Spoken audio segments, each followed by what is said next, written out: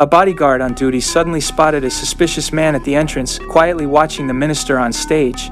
You see anyone out there? No?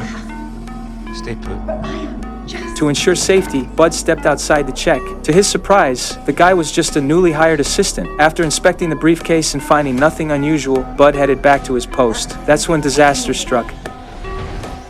Good jobs.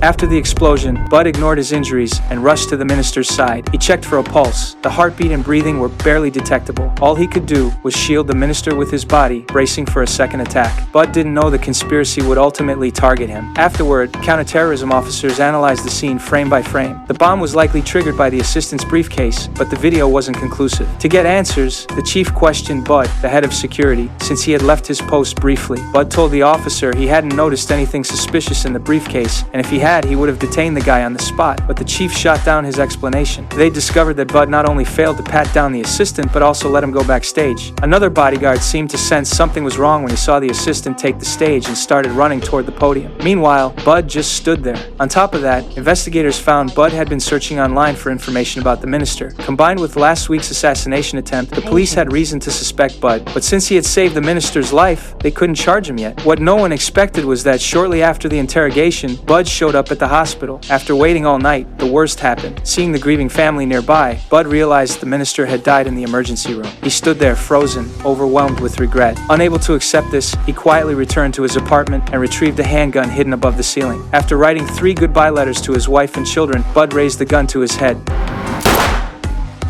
Did he die just like that? Of course not. Someone had replaced the bullets with blanks. His wife tore into him for his cowardly suicide attempt, telling him that finding the truth was the only way forward. That got through to Bud. He found his resolve again. After going home to hold his 2 children one more time, he set out to uncover the truth.